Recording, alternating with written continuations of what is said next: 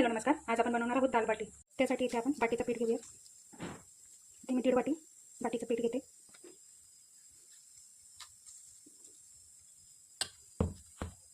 हे पीठ गहू आणि मक्कीचं एकत्रित केलेलं मिश्रण आहे. त्यासाठी जसं 1 किलो गहू घेतले आहेत त्यामध्ये अर्धा पाव मक्की टाकून दळून घेतलेला आहे. त्यामध्ये मी 1 चमचा बडीशेप टाकते, 1 चमचे तीळ टाकूया, 1 चमची ओवा घेतलेला आहे, त्याला आपण हाताने थोडं क्रश करून घेऊ.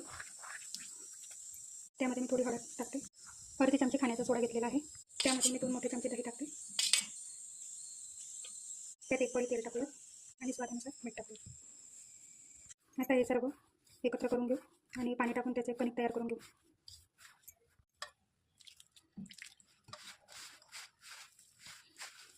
तयार झालेला आहे. आता 10 मिनिटासाठी आपण याला मुरू देऊ.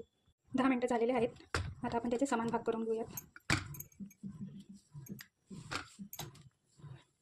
साधारण 2 चपातीचा 1 गोळा तयार करायचा आहे. असे मी 4 गोळे तयार करून घेतलेले आहेत.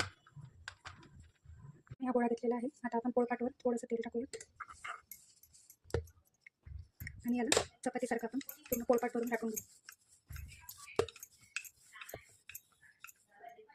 आता आपण त्याच्यावर पुन्हा तेल टाकूयात आणि पूर्ण चपातीला लावून घेऊ. आता 2 हिस्सामध्ये एकमेकांवरती ठेवूयात अशा पद्धतीने आणि पुन्हा इथून मधून आपण तोडून घेऊ हा भाग आहे.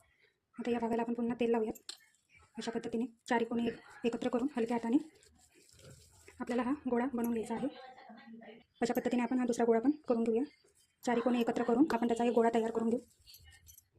अशा पद्धतीने मी सर्व गोळे तयार करून घेते. इथे मी सगळी बाटी तयार करून घेतलेली आहे. आता आपण हे इडली पात्रामध्ये स्टीम करून घेऊ.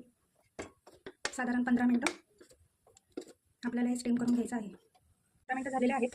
आता आपण चेक करूया चाकूच्या साहाय्याने. छान प्रकारे शिजून गेलेला आहे. आता मी गॅस बंद करते. आता मी गॅसवर हे बाटी भाजायचं ओव्हन ठेवलेलं आहे. त्याला मी 5 मिनिटासाठी प्रीहीट करून घेते. 2 मिनिटं झालेले आहेत. आपले बाटी ओव्हन चांगल्या प्रकारे गरम झालेला आहे. आता मी गॅस थोडा मंद आचेवर ठेवते.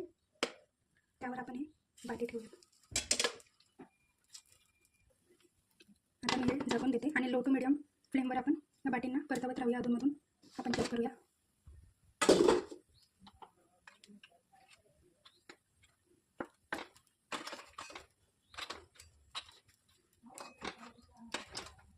आता दुसऱ्याकडून पण आपण भाजून घेऊ. पुन्हा आपण चेक करूया.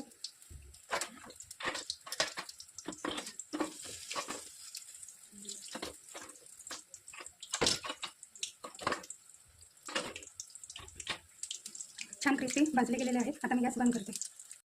चला एकीकडे आपण डाळची तयारी करूया. कुकरमध्ये मी पाणी गरम करायला ठेवलेलं आहे. त्यात आता इथे मी तुरीची डाळ टाकते. त्यात मी आता थोडी हळद आणि थोडं मीठ सोबत 1 चमची तूप टाकूया आणि कुकरचं झाकण लावून 3 शिट्ट्या घेऊन घेऊ. आता आपण वरणला फोडणी देऊया. त्यामध्ये मी 2 पळी तेल टाकते. तेल तापलं आहे. आता त्यामध्ये मी डाळ टाकते आणि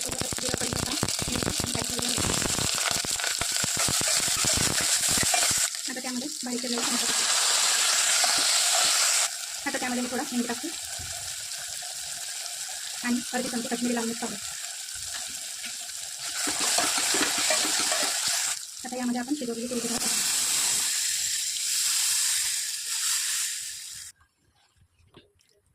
आता त्यामध्ये मी थोडं मीठ टाकते. आपण डाळ शिजवताना टाकलेलं होतं त्यानुसारच टाकायचं आहे.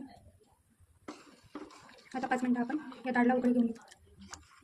आता त्यामध्ये आपण बारीक चिरलेली कोथिंबीर टाकूया.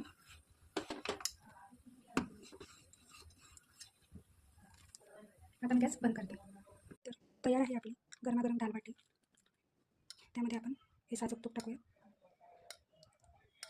आणि अशा पद्धतीने तुम्ही दाल बाटीचा आस्वाद घेऊ शकता. घरी नक्की ट्राय करा.